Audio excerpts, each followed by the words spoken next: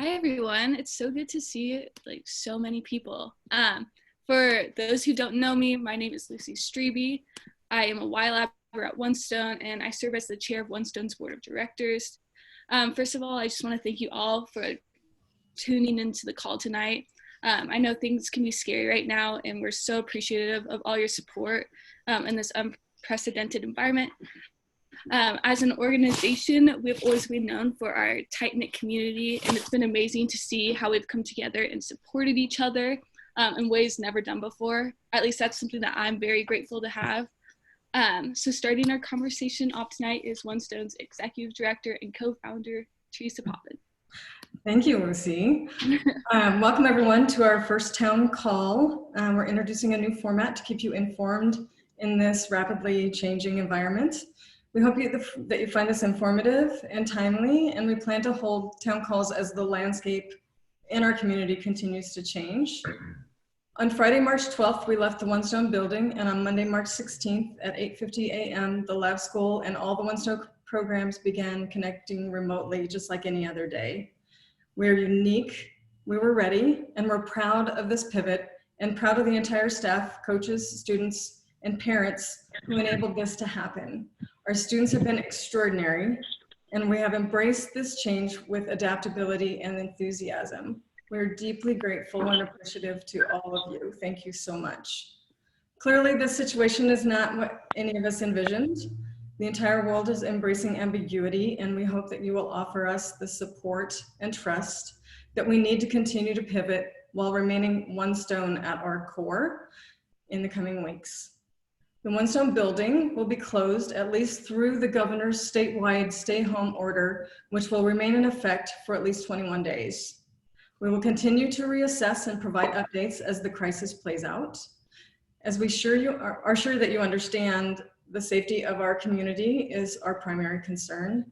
At the same time, we will do everything in our power to deliver on our promise of personalized, relevant, and passion-based learning that you've all come to expect from One Stone. The town call today will be organized in an information giving format. So we're going to provide you with answers to questions, a series of questions that we received from all of you. The topics that we will cover include our distance learning philosophy, college admissions, lab school operations, wellness, events, and how you can help, amongst other questions. We will not take questions during the call, so please keep your computers on mute. We will follow up with a written FAQ and a link to a recording of this call. During this call, we welcome you to use the Zoom chat feature to ask additional questions or follow-up questions. The answers to these questions will be included in our FAQ or in a future town call. So stay tuned for that.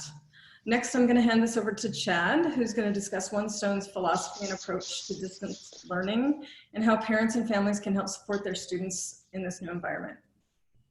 All right, good afternoon. Thank you all for joining. As Teresa mentioned, I'll be addressing questions around the learner experience while distance learning, our philosophy of learning, and how parents and families can support in this new environment. While the current situation is less than ideal, we feel very fortunate to have the amazing coaches that we have on our team, as well as the incredible technological tools that we have at our disposal. From Google Hangouts, Zoom, Google Classroom, Drive, as well as various different social media platforms that are available to us. Our ability to connect, share, and collaborate from the comfort and safety of our homes is actually quite extraordinary. As we all saw the week that we moved to One Stone's remote plan, our students were able to continuously access their coaches, advisors, work with their project teams, and meet with their peers.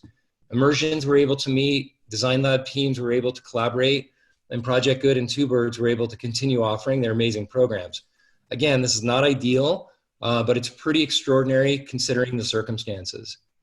As we move into the month of April and we get a better idea of what the next couple of weeks or maybe months might look like, it's important that we continue to offer the same opportunities for all the learners to grow in all areas of the Bold Learning objectives. Some of these are more challenging than others with remote learning. Nonetheless, with our remote plan in place, we feel very comfortable that our students are still able to develop their skills in collaboration, communication, vulnerability, ideation, elaboration, empathy, and several others. We fully plan to continue providing students with rich opportunities to be creatives, communicators, innovators, and world changers. Your students' work will look much the same as it did during their time at One Stone this year, and the importance of relevant application will still be front and center in all they do. Their learning experience will be student-driven, organic, and fueled by their passions and interests. Regarding screen time, we do not expect, nor do we plan to ask the learners to be in front of their screens for 6 hours a day. That would just be too much.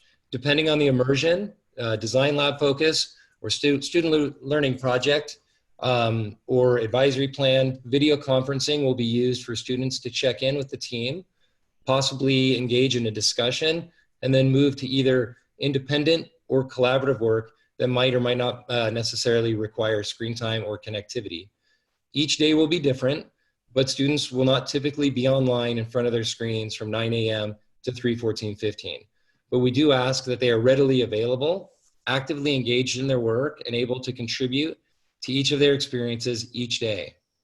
So that brings us to this question: how can families help their learner from home get the most out of their One Stone experience while we're in a remote learning mode? As it goes without saying, families play a critical role in students' learning, growth, and intellectual and social development. So here are some ways to help ensure that they have the best experience possible while we're in this remote plan. First and foremost is a workspace. Helping make sure that each learner has a constructive and productive space in their home where they can work, focus, and organize their materials and call their own is very important. Ideally, students will have a desk or a table where they can set up. Working from their bed or couch is not really a productive option, nor is it professional to be working from those spaces when they're online with their peers and coaches and in front of the camera. So helping your student configure a workspace in your home would be very helpful. The schedule. Please empower your learner to create and live by a regular weekday schedule where they can get up with a healthy amount of time to do their regular morning routine before checking in with One Stone at 8:50. Ideally, this is something your learner can do on their own, but it's an excellent discussion to have with them. There are several studies out there that show the importance that a healthy routine can have on our mental outlook while practicing stay-at-home, social distancing, and in some cases, quarantining. We want to avoid our weekdays feeling like weekends and our weekends feeling like weekdays, or the sense that we are somehow trapped in an eternal spring break, Groundhog's Day. A healthy, regular schedule will help us combat cabin fever, monotony, and give us a greater sense of normalcy and what is really something that none of us have ever experienced before. Regarding our remote learning schedule, students are expected to check in with One Stone each morning via Slack at 8:50, Monday through Friday, and should expect to be engaged with their One Stone experience until 3:14:15 each day. This week, as Celeste and Allison will explain, we'll spend some time in advisory brainstorming ways that we might pivot as we move into our third and final immersions of the spring term. Student input and collaboration are going to be fundamental to any changes that we might make, and we look forward to working with them this week to discuss their ideas. This week, however, we will continue to follow the schedule from the second immersion as we wrap up those immersions. That schedule will once again be posted in the weekly note that comes from via Trailblazer. Again, this does not mean continuous screen time. Depending on what your learner is working on, they will continue to develop learning through their projects, their research, their readings, and whatever else it is that they're working on. As always, there will be times for breaks. Many, if not all, immersions encourage students to take breaks, step outside and get some sun, etc. Regarding resources, before moving to our remote plan, we worked very hard to make sure that each learner had the resources that they needed to continue their learning and engagement at One Stone. However, after a week of doing this for real, you or your learner may have realized that they do not necessarily have all the resources that are needed of them. For example, a steady internet connection, a laptop, charger, etc. So for any reason, your learner's laptop has issues, your internet is not reliable, or other resources have become challenging or needed, you, or ideally your learner, should not hesitate to contact their advisor. Obviously, there are other issues and constraints that can present themselves along the way, and we encourage you to communicate with those constraints or needs when they arise. We want to ensure that each student and family knows that One Stone is here to support each family through this challenging time, and that we'll do what we can and what's within our power to support you as you need. Healthy discussions are other ways to get involved. As always, we encourage you to discuss your students' learning with them. While this seems obvious, your interest in what they're doing and how they are engaging and what they're learning is more important than ever in this environment. If learners are struggling with any aspect of their learning or personal lives, they should meet with their advisor and use the same points of contact that we've always used in empowering students to develop their skills and advocacy. So more or less, my allotted time is way over. I know there's a lot of great questions out there about the learner experience that we will definitely address specifically through an FAQ that Teresa mentioned. But I want to hand it over to Lisa Fisher, who's going to address some questions and things to know regarding college admissions and college advising. Hi, everyone. Can you hear me okay? Okay, good. Well, it's really nice to see the faces of those I know and the faces of those I hope to know better soon. And so I'm going to take a little bit of time just to walk through college admissions. Like Teresa said at the start, we're not going to be taking any questions, but please put any questions that you have in the chat box, and then I'll promise to follow up through the FAQs later. Sound good? Okay, all right. So I'm gonna get started here, and I'm gonna start with saying, like, right now, the COVID-19 situation, of course, is fluid, and related to college admissions, there are as many questions as there are answers. So please know that you're not alone if you have concerns about this, and students and parents, not just nationally, but all over the world, are having the same issues and questions. I'm going to start with just some key logistics here. One of the things I know that's important to address is just any changes to the ACT and SAT. So I want to start by saying the ACT has rescheduled its April 4th exam to June 13th. And there is no cost for those of you who've signed up for an April 4 exam and are reallocated to June 13th. If you cannot take the test on that June 13th date, then ACT will refund the registration fee for you for the April test. Also, the College Board's canceled its May 2nd administering of the SAT, as well as the makeup exam for the March 14th test, which was scheduled for March 28th. If restrictions related to COVID-19 are different by the summer, there is a June 6th test date for the SAT and SAT subject tests. And ACT test dates are currently scheduled for both June 13th and July 18th. But as we're recognizing, there's a good chance perhaps that the pandemic issues are not going to resolve themselves by that time. So it's very possible that the summer tests are going to get canceled.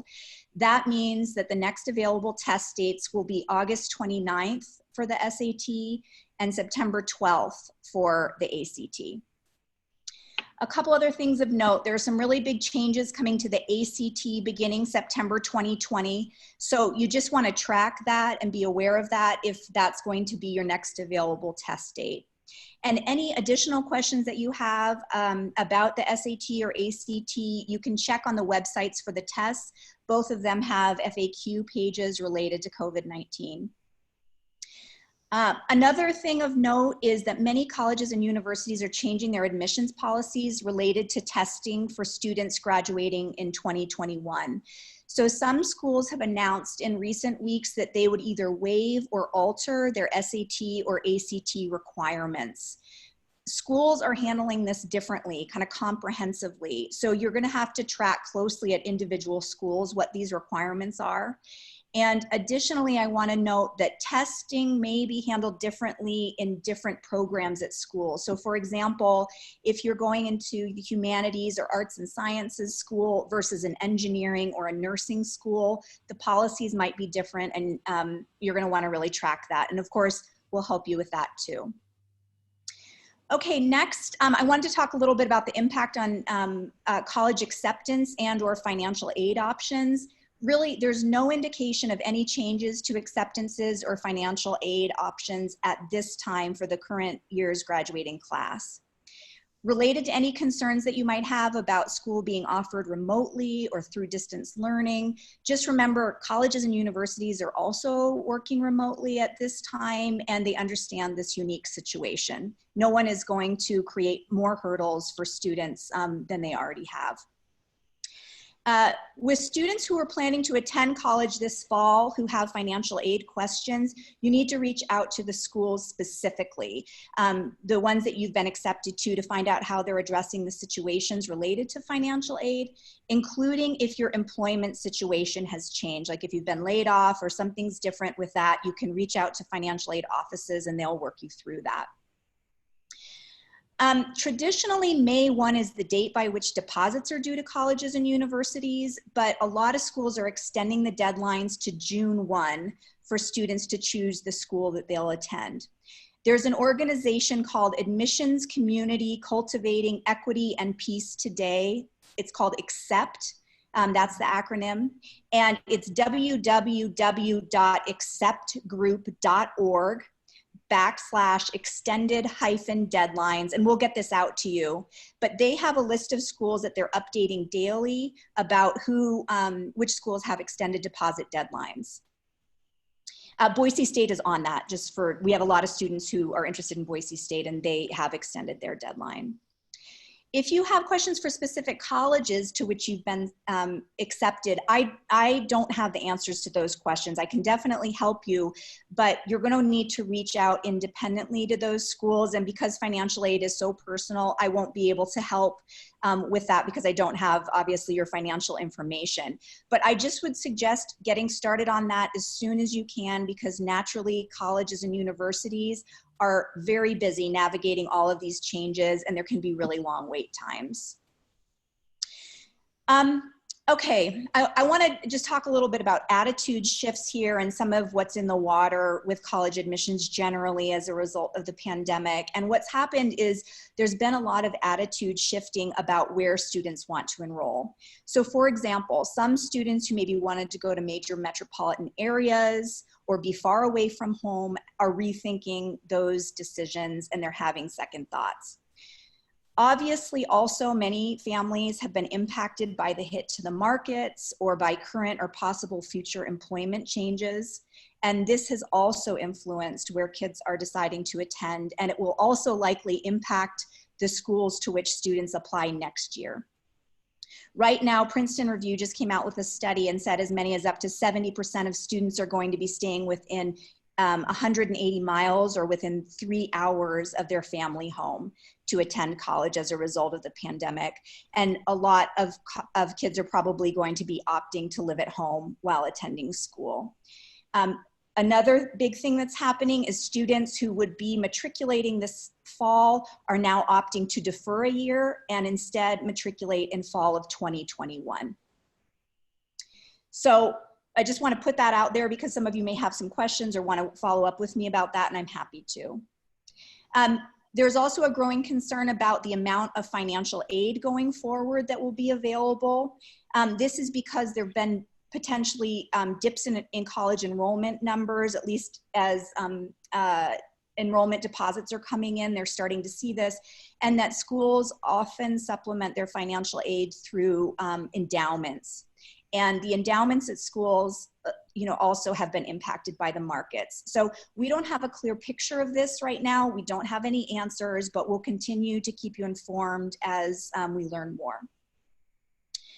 Okay, and I just want to again reiterate, and this is not to say that I won't help you with anything, I definitely will, but I probably won't have any more information than you do about any specifics related to any particular school. And so feel free at least to reach out to me, because at a minimum I could help direct you to where your questions might be best landing, but I probably won't have specific answers to school questions because there's so much changing with all of these schools all the time. Okay, related to helping students, both current graduating students and rising graduating students who will graduate a year from now. I've been working with students remotely through Zoom, this platform, on and off throughout the year, and we have a really good system in place. We'll continue to use that system going forward, both for those, again, who are graduating and those who will graduate next year. Meetings with students and parents will all be held remotely, and a sign-up sheet will be sent for meetings beginning as early as the second half of this next week. We'll also do all of our larger parent and student meetings remotely through Zoom as well. Finally, I want to give a shout out to this year's graduating class. We had an incredible year in college admissions, which is a testament to them and to the academic team at One Stone. Most decisions have been communicated by now, and we'll be getting out to you the list of schools to which students were accepted, scholarships, and we've also built really great relationships with a number of new schools. But I wanted just to say that this year's graduating class should be incredibly proud of their success during what was a really competitive year. Finally, if you have any questions or concerns moving forward, you can always reach out to me directly, and text is best. This is my phone number, and you can get this other ways too, but go ahead and write it down. Don't feel shy to text me. It's 208-571-8280. And now I'm going to hand this off to Allison and Celeste to talk about specifics related to the lab school. Can you all hear me okay? Okay, great. Thank you, Lisa. So I'm going to approach the question of how is One Stone adapting their normal offerings, both in and out of the lab school, in order to better suit remote learning. I want to quickly reiterate our mission because I love it so much, making students better leaders in the world a better place. And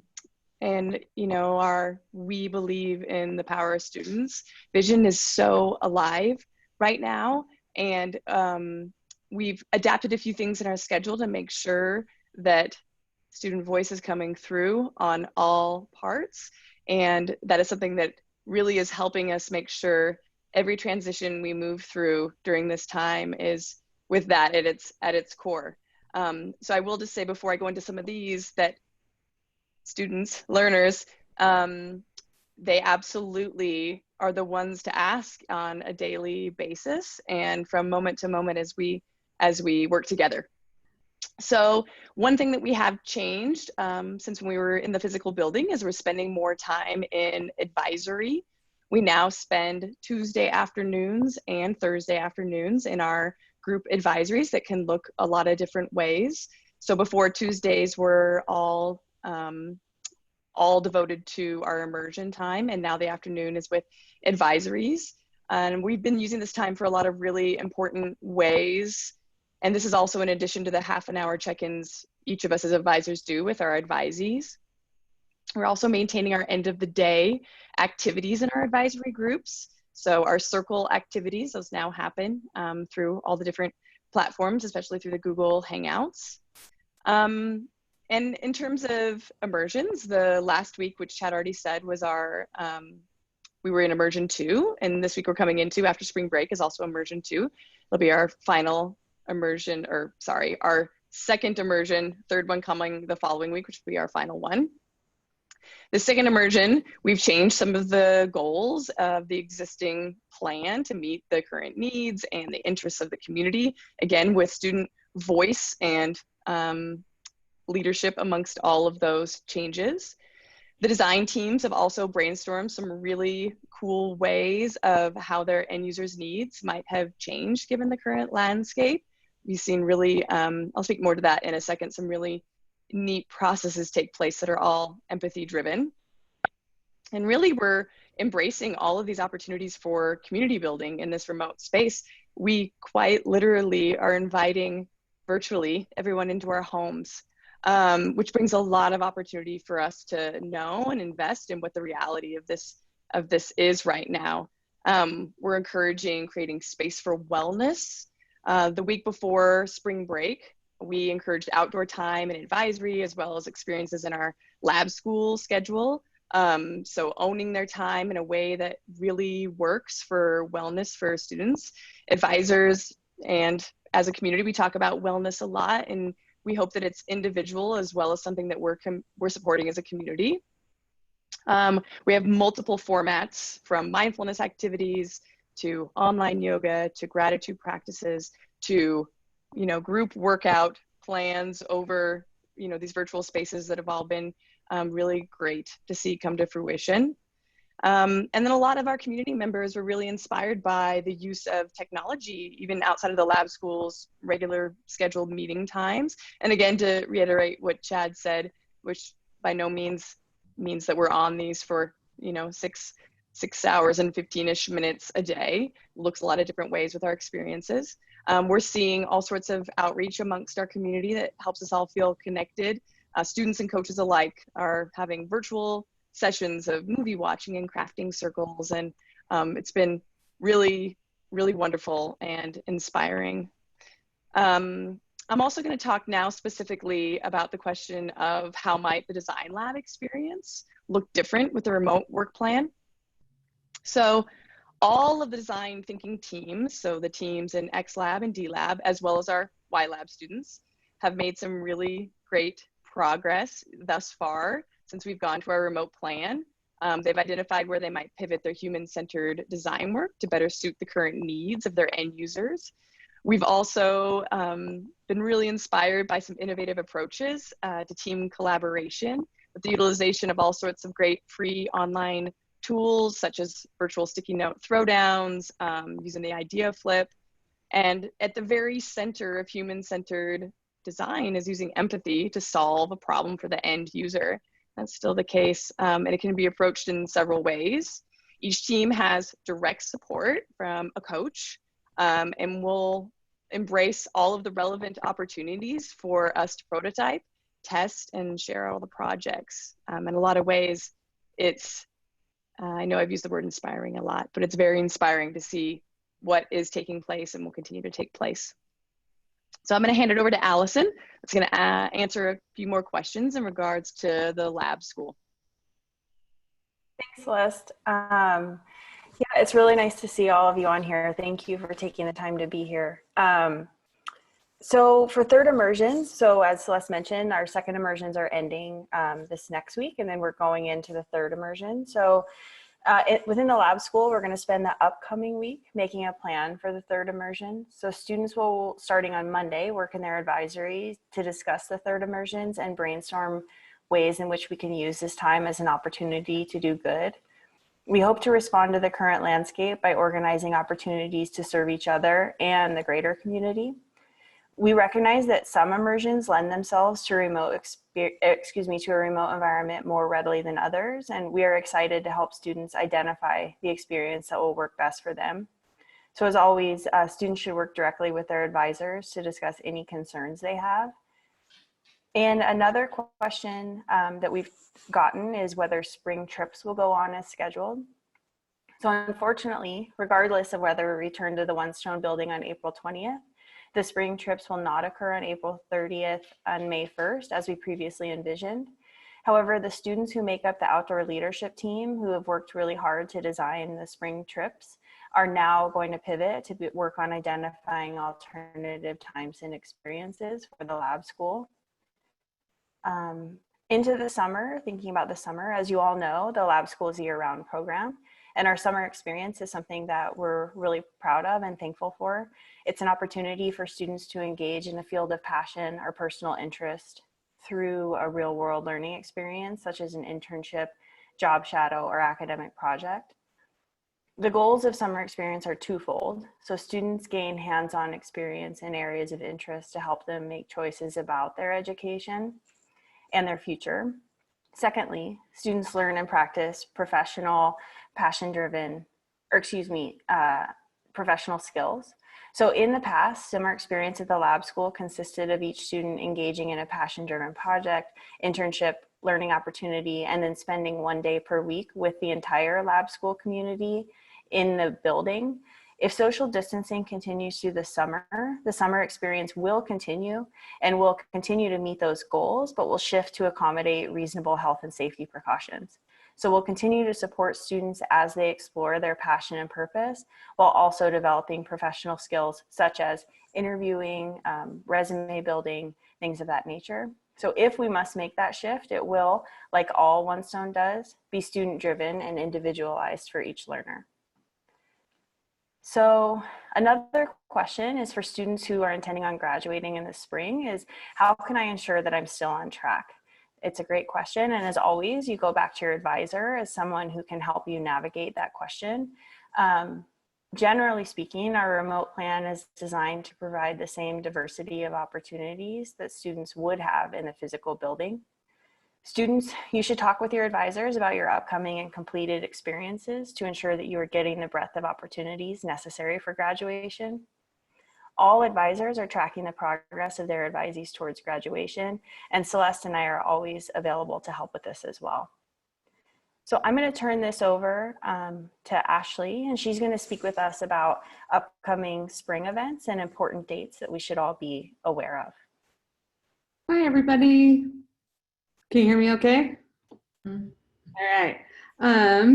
So first up, we have Do Good Day. So Do Good Day is scheduled for April 15th, and we have adjusted our plans and we'll be doing Do Good Day activities as a lab school community that will comply with the state guidelines of social distancing. So as always, Do Good Day is kind of a fun surprise. So be on the lookout soon for more Do Good Day information, and we're super excited to continue this tradition in a fun, one-stone way. There have been some questions now about Disruption Day. So Disruption Day will happen for both YLab, DLab, and XLab. We know that students are working really, really hard on their projects, and we will continue to celebrate and show off all of your amazing solutions. We don't know exactly what this is going to look like, but we will make sure this happens and make sure we incorporate students' kind of opinions and how students want to see Disruption Day continue. So we'll work in advisories and work in DLab and YLab teams to make sure this happens in a way that feels good. And graduation, graduation is a very special one-stone tradition, and we will make sure that it is special for all of our students who are graduating this year. We are unsure of what graduation is going to look like right now, but we know that it will take place and that it's really important to students and families.